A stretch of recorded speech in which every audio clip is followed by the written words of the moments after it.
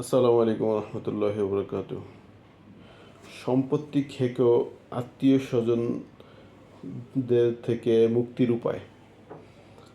আপনি দেখবেন অনেক সময় বেশিরভাগ ক্ষেত্রে সম্পত্তি খেকো কিছু আত্মীয় স্বজন থাকে, যেমন বোন বা বোন জামাই বা ভাই বা খালা, চাচা, মামা, এমন অনেক রিলেটিভ যারা থাকে।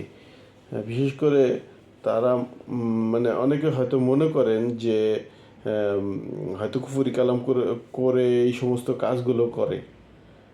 আসলে কিন্তু বিষয়টা এমন না যে কুফরি কালাম করলে যে কিছু হয়ে যাবে, এটা একেবারে ভুল ধারণা। কারণ দেখা যায় যে যখন যারা এই কাজগুলো করে তারা আস্তে আস্তে আস্তে আস্তে কী করে, যার সম্পত্তিটা সে নিবে সে তার সাথে মানে সম্পর্ক করতে করতে করতে করতে করতে করতে একদম তার পেটের ভিতরে ঢুকে যায়। আর পেটের ভিতরে ঢোকার পরে সে তো ভালো করেই জানে যে তার নেচার কেমন।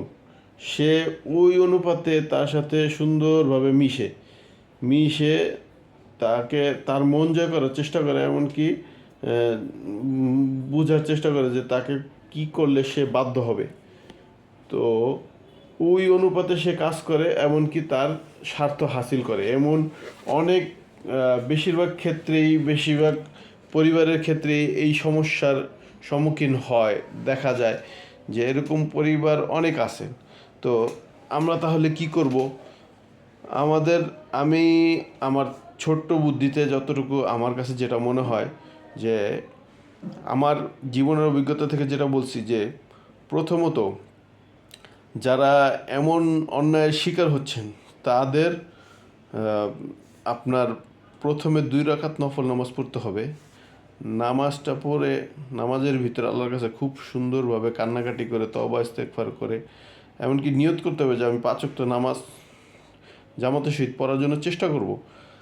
আর কাজের ব্যস্ততা থাকলে ওটা ফরজ নামাজ শুরু পড়ব, পরে সুন্নতগুলো পড়ে নিব, এটা ঠিক আছে। পাশাপাশি আমি ওই নিয়তেই আমি 2 রাকাত নফল নামাজ পড়ব। নামাজের ভিতরে আল্লাহ তাআলার কাছে কান্নাকাটি করে সব খুলে বলবো যে আল্লাহ, আমি এরকম এরকম অন্যায় করে ফেলেছি, তুমি আমাদেরকে মাফ করে দাও।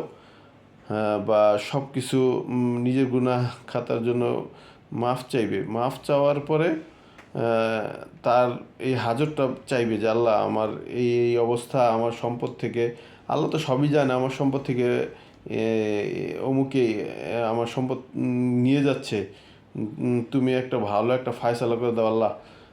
তো এইভাবে বলে তারপর নামাজটা শেষ করে যতটুকু সম্ভব তার দান সৎকার করবে। নিজের যতটুকু সামর্থ্য আছে ওই সামর্থ্য অনুযায়ী দান সৎকার করবে। তারপরে আরেকটা কাজ করবে যে আত্মীয় স্বজনের ভিতরে যারা ভাই বোন ভালো সৎ, তাদেরকে বিষয়গুলো খুলে বলবে, যার দ্বারা তদবির করলে কাজ হয়। যে দেখা গেছে একটা ভাইয়ের আরেকটা ভাইয়ের কথা শুনে তখন তাকে ধরে মানে বোঝানোর জন্য চেষ্টা করবে। আর বাবা মার সাথে দূরত্বটা যত দূর সম্ভব কমিয়ে আনার জন্য চেষ্টা করবে। এমনকি বাবা মার জন্য বেশি বেশি করে দোয়া করবে।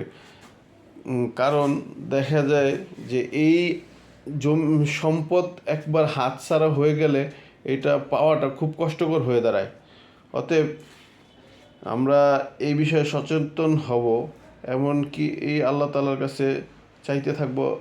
আল্লাহ তাআলাই ফায়সালা করেনওয়ালা। যেভাবে হোক আল্লাহ তাআলা আপনাকে আমাকে সমস্যার সমাধান করে দিবেন বলে আমি মনে করি, ইনশাআল্লাহ। আল্লাহ তাআলা আমাদেরকে এই বিষয়ে সঠিকভাবে এই বিষয়গুলো মোকাবেলা করার তৌফিক দান করেন। আমিন।